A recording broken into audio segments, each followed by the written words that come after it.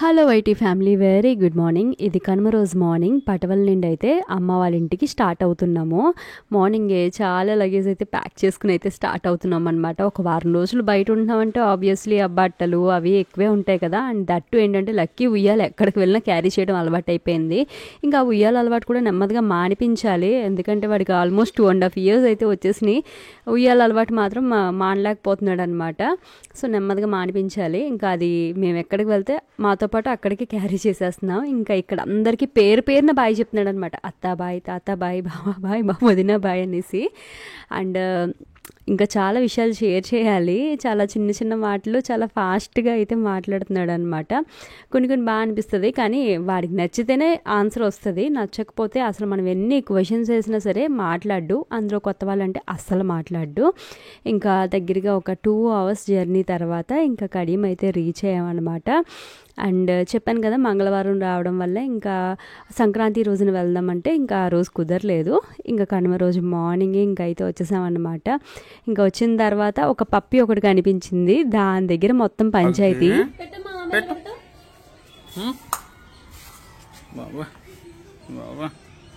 Good bye. నువ్వు పెట్టం తినమను, dog తినమను, పప్పి తిను అను, పప్పి తిను.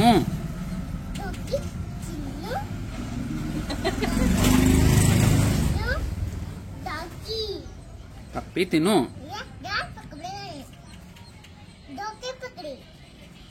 తినకపోతే ఒకటి ఆడే. తినట్లేదు డాగి. మరి నువ్వు తింటావా? నువ్వు తింటావా? నువ్వు ఆము ఎట్రా? ఆ పప్పి ఆమ్ తినట్లేదంట, అందుకని కంప్లైంట్ చేస్తున్నాడు అనమాట. ఆమ్ తినకపోతే కొట్టేస్తానని బెదిరించేస్తున్నాడు దాన్ని అయితేని. అక్కడికి వాడేదో పర్ఫెక్ట్గా తినేస్తాడు అన్నట్టు. యాక్చువల్లీ లక్కీ ఫుడ్ విషయంలో మాత్రం చాలా ఏడిపిస్తాడండి. ఎట్లేదన్నా 1 hour 1.5 hour అలా కూర్చుంటే తప్ప ఆ మీల్ అన్నది కంప్లీట్ అవ్వదన్నమాట. నా మొత్తం టైం అంతా కూడా వాడికి ఫుడ్ పెట్టడానికి 3 పూట్ల ఫుడ్ పెట్టడానికే సరిపోతుంది. స్కూల్లో జాయిన్ అయితే ఇంకెలా ఉంటుందో మరి నాకు తెలియట్లేదు. కానీ ఇంకా మా అమ్మ చేసిన స్నాక్స్ అయితే బాగున్నాయంట, అవి పట్టుకుని తిరిగేస్తున్నాడు. అండ్ ఇంకా అమ్మ వాళ్ళ ఇంటికి వెళ్ళామంటే సమ్హౌ రిలాక్స్డ్గా అయితే ఉంటాం కదా. మా అమ్మ ఎంత పనైనా సరే సింగిల్ హ్యాండెడ్గా చాలా ఫాస్ట్గా అయితే చేస్తుంది. అదే నా విషయానికి వచ్చింది అనుకోండి, నేను చాలా స్లో అనమాట. అంటే పర్ఫెక్ట్గా చేస్తాను, బట్ చాలా స్లోగా చేస్తాను అనమాట. ఇంకా అలాగే ఇంటి దగ్గర పని ఎన్ని రోజులు చేసుకున్నానో చాలా చాలా స్లోగా ఒక్కొక్కటి చేసుకుంటూ వచ్చాను అనమాట. ఒక్కరోజు ఒక గది అయితే పట్టేసేది. ఇంకా అలా చూసుకుంటే ఇంటి పని ఎంత టైం పడుతుందో మీరే ఆలోచించండి. ఎంత పని చేసుకుంటూ వచ్చినా ఇంకా చాలా పని పెండింగ్ అయితే ఉండిపోతుంది. బ్యాక్ సైడ్ ఈ పని అంతా అయితే ఉండిపోయిందనమాట. వరుసగా కొన్ని రోజులుగా పని చేయడం వల్ల, లేదంటే రీసెంట్ డేస్లో స్ట్రెస్ అండ్ ప్రెషర్ వల్ల తెలియదు, కానీ నాకు చిన్న పింపుల్ బంప్స్ లాగా ఫేస్ పైన అయితే వచ్చేసింది అనమాట. అండ్ డస్ట్ కూడా యాడ్ ఆన్ అయితే అయిపోతుంది. అందుకని ఇంకా ఫేస్ వాష్ చేసుకుందామని అయితే అనుకుంటున్నాను. చూస్తున్నారు కదా, నా స్కిన్ పైన చిన్న బంప్స్ లాగా అయితే వచ్చేసినాయి అనమాట. అండ్ టీనేజర్స్లో కూడా పింపుల్స్ అనేది మోస్ట్ కామన్ ప్రాబ్లం. అందుకనే నా మోస్ట్ ట్రస్టెడ్ బ్రాండ్ అయిన Himalaya purifying neem face wash అయితే యూస్ చేస్తున్నాను. ఎస్పెషల్లీ మీకు పింపుల్స్ ఉన్నాయి అంటే మాత్రం డెఫినెట్లీ తీసుకోండి. ఎందుకంటే రిజల్ట్ అన్నది ఫ్రమ్ ది ఫస్ట్ వాష్ మనకైతే విజిబుల్గా అయితే కనిపిస్తుంది. ఇందులో వచ్చేసరికి మనకి 100% న్యాచురల్ నీమ్ అయితే ఉంటుందన్నమాట. సో నీమ్ గురించి మనకు ఆల్రెడీ తెలిసిందే కదా, ఇది ఒక పవర్ఫుల్ యాంటీ బ్యాక్టీరియల్ ప్రాపర్టీతో అయితే ఉంటుంది. అందుకనే ఎప్పుడైతే మనం యూస్ చేయడం స్టార్ట్ చేస్తామో పింపుల్ని కాజ్ చేసే 99.9% బ్యాక్టీరియాతో ఫైట్ చేయడం స్టార్ట్ చేస్తుంది. అంటే మన ఫస్ట్ యూసేజ్ నుండి వర్క్ అవడం స్టార్ట్ అవుతుంది. అండ్ ఫేస్ వాష్ని కొద్దిగా అలా వెట్ ఫేస్ పైన అప్లై చేస్తూ సర్క్యులర్ మోషన్స్లో అయితే క్లీన్ చేసుకోవడమే. అండ్ ఇది వచ్చేసరికి ఏంటంటే చాలా జెంటిల్గా ఉంటుంది. అండ్ మన స్కిన్కు ఉన్న పీహెచ్తో మ్యాచ్ అవుతుంది అనమాట. సో ఎటువంటి పారాబిన్స్ అవి లేకుండా మన పింపుల్స్ని క్లియర్ చేయడానికి ఎఫెక్టివ్గా అయితే ఇది వర్క్ చేస్తుంది. సో అందుకని నాకు బాగా నచ్చింది. మీకు ఇఫ్ ఇన్ కేస్ పింపుల్స్తో అలా సఫర్ అవుతున్నారు అంటే మాత్రం ఇదిగోండి, ఇది ఒక బెస్ట్ సొల్యూషన్. బెస్ట్ రిజల్ట్స్ కోసం డైలీ ట్వైస్ అయితే యూజ్ చేయాలి. సో దట్ ఏంటంటే మీకు ఇంకా రిజల్ట్ అన్నది బాగా అయితే కనిపిస్తదనమాట. నేనేదో చెప్పడం అని కాదు కానీ ఇది క్లినికల్లీ కూడా ప్రూవెన్ అనమాట. అంటే మన పింపుల్స్‌ని రెడ్యూస్ చేయడానికి చాలా ఎఫెక్టివ్‌గా వర్క్ అవుతుంది అని. ఇఫ్ ఇన్ కేస్ మీరు ఆ ట్రాక్‌లో కనుక్కున్నట్టయితే డెఫినెట్‌లీ ట్రై చేయండి. ఇంకా ఫేస్ వాష్ తర్వాత నాకైతే చాలా హైడ్రేటింగ్‌గా, రిఫ్రెషింగ్‌గా అనిపించింది నా స్కిన్ అంతా కూడా. సో మీరు కూడా ట్రై చేయాలనుకున్నట్టయితే ఇది మనకి Amazon, Flipkart, Nykaa, Himalaya app and వెబ్‌సైట్‌లో అయితే అవైలబుల్‌గా ఉంది. డిస్క్రిప్షన్‌లో వచ్చేసరికి లింక్ అయితే ప్రొవైడ్ చేశాను. లింక్ యూజ్ చేసినట్టయితే మీకు 30% ఆఫ్ కూడా అవుతుంది. So do check it out definitely. అలా రెగ్యులర్ యూసేజ్‌లో ఆ పింపుల్ బంప్స్ అనేవి నాకు తగ్గినియి. అంటే ఇల్లు సర్దుకునేసరికి వాడడం అయితే స్టార్ట్ చేశాను. ఇంకా ఫెస్టివల్ టైంకి ఫేస్ అయితే క్లియర్ అయిందనమాట. ఇంక మధ్యాహ్నం నుండి మా ఫ్రెండ్స్‌తో మేము బయటకైతే వెళ్ళబోతున్నాము. అది లక్కీని ఇంటి దగ్గర వదిలి అయితే వెళ్తున్నామనమాట. మేము యాక్చువల్లీ కడియం వెళ్ళడమే కొంచెం రేర్‌గా వెళ్తాము. వెళ్ళిన తర్వాత ఆల్మోస్ట్ టైం అంతా కూడా ఇంటి దగ్గరే స్పెండ్ చేస్తాము. బట్ ఈసారి ఏంటంటే ఫ్రెండ్స్‌తో డిన్నర్ అన్నది ప్లాన్ చేసుకున్నామనమాట. సో అందుకని ఇంకా లక్కీ పడుకున్నాడు. ఇంకా 4:00 ఆ టైంలో స్టార్ట్ అయ్యి రాజమండ్రి అయితే వచ్చాము. లిటరల్లీ మేము వచ్చి కొన్ని ఇయర్స్ అయితే అయిపోతుంది. అండ్ ఈ టెంపుల్‌ని నేను మొదటిసారిగా అయితే విజిట్ చేస్తున్నాను. నిజంగా చాలా చాలా స్పెషల్‌గా అనిపించింది. ఆర్కిటెక్చర్ కానీ, అక్కడ ప్రశాంతత కానీ చాలా పీస్‌ఫుల్‌గా ఉంది. ఇక్కడ మనం శివుడిని 4 వైపులా తిరుగుతూ దర్శనం చేసుకోవడానికి ఉందనమాట. నాకు చాలా అనిపించింది. అండ్ మీరు అడగొచ్చు ఇలాంటి టైంలో మీరు టెంపుల్స్‌కి అది వెళ్తున్నారేంటి? సంవత్సరం పాటు టెంపుల్స్‌కి వెళ్ళకూడదు కదా అని అనొచ్చేమో. శివుడి టెంపుల్‌కి వెళ్ళడానికి అలాంటి రెస్ట్రిక్షన్స్ అయితే ఏమి ఉండవటండి. యాక్చువల్లీ మేము పంతులు గారిని అయితే కనుక్కున్నాం అనమాట. అండ్ దీని తర్వాత వచ్చేసరికి ఇస్కాన్ కూడా వెళ్ళాము. అండ్ ఇస్కాన్ కూడా ఏంటంటే కృష్ణుడి టెంపుల్‌కి విజిట్ చేయొచ్చంట అండి. అది కూడా మేమైతే కనుక్కున్నాం అనమాట. అండ్ ఈ టెంపుల్ వచ్చేసరికి చాలా చాలా బాగుంది. ఓపెన్ అయ్యి 2 ఇయర్స్ పైన అయ్యుండొచ్చు. బట్ మేము మాత్రం ఫస్ట్ టైమ్ అయితే విజిట్ చేసామనమాట. నాకు శ్రీకృష్ణుడి సన్నిధిలో శ్రీకృష్ణుడిని చూస్తూ అలా కూర్చోవడం అంటే చాలా నచ్చుతది. అందులో ఇక్కడ స్పెషల్‌గా బావుంటది కదా! ఇస్కాన్‌లో డెకరేషన్ కానీ అది చాలా బావుంది. బట్ చాలా రష్ ఉందండి. అంటే ఫెస్టివల్ టైం కదా! ఎక్కువ జనాలైతే తిరుగుతూ ఉన్నారనమాట. ఇంకా అదంతా అయిన తర్వాత గౌతమి ఘాట్‌కైతే వెళ్ళాము. కాసేపు అలా చూస్తూ అలా కబుర్లు చెప్పుకుంటూ ఉన్నాం. ఇంకా అలాగా మా ఫ్రెండ్స్ కూడా జాయిన్ అయ్యారు. మొత్తం ముగ్గురు కపుల్స్ అయితే కలిసామనమాట. ఇంకొకరు కెమెరాకి అంత ఓకే కాదు. అందుకని అయితే చూపించట్లేదు.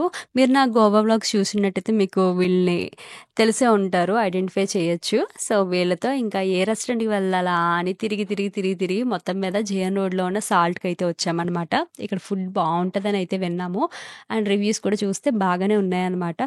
మొత్తం మీద కాస్త వెయిటింగ్ తర్వాత లోపలికైతే ఇన్ చేశారనమాట. ఇంకా అందరూ కూడా సెట్ అయిపోయాము. చాలా రష్ ఉందండి ఆ రోజు. చాలా చాలా రష్ ఉందనమాట బయట. మంచిగా మేము ఇక్కడ తింటూ ఉన్నాము. బట్ బయట వెయిట్ చేస్తూ ఉన్నారు. అండ్ ఇన్సైడ్ ఏంటంటే మనం ఏదో పల్లెటూరులో భోజనాల దగ్గర చూస్తూ ఉంటాము.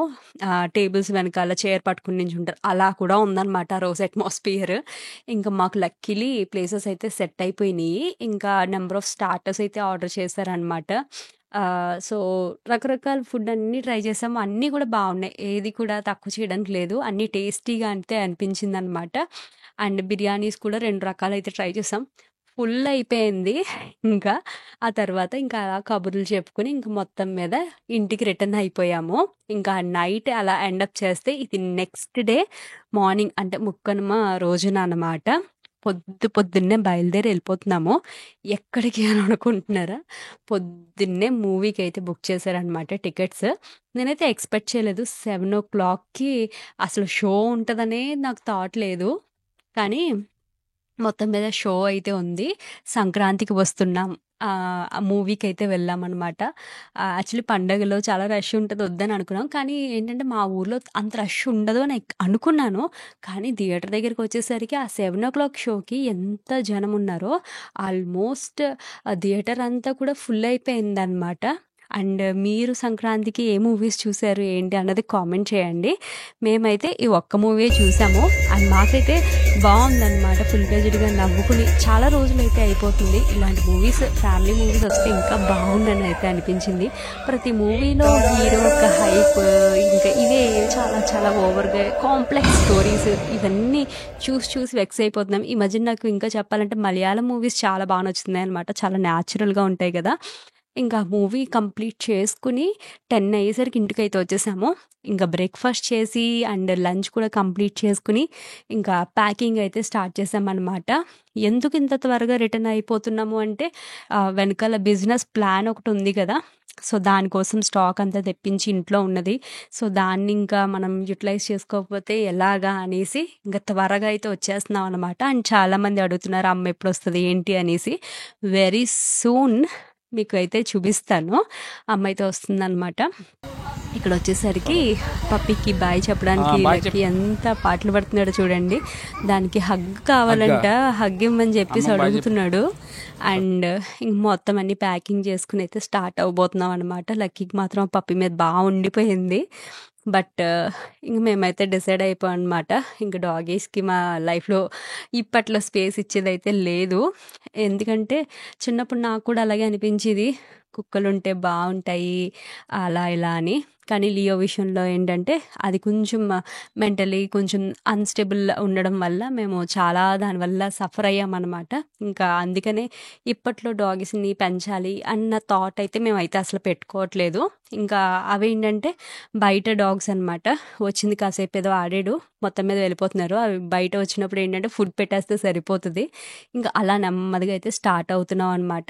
ఏదో ఇలా వెళ్ళి అలా వచ్చేస్తున్నట్టు అనిపించింది. బట్ ఇట్స్ ఓకే అనమాట. నెక్స్ట్ నుండి ఇంకా ఇలాంటి రెస్ట్రిక్షన్స్ ఉండవు వెళ్ళడానికి, రావడానికి. ఎప్పుడు నచ్చితే అప్పుడు వెళ్ళొచ్చు. ఎప్పుడు నచ్చితే అప్పుడు రావచ్చు అన్న థాట్‌తో ఇంకా స్టార్ట్ అయితే అవుతున్నాం అనమాట. అండ్ కడియం నుండి కాకినాడ వచ్చే రోడ్ అయితే అస్సలు బాగోలేదు.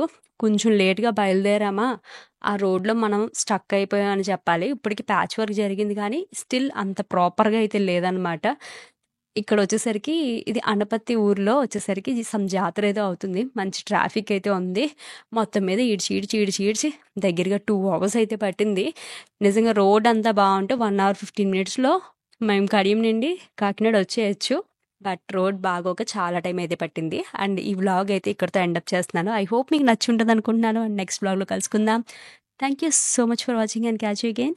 బాయ్.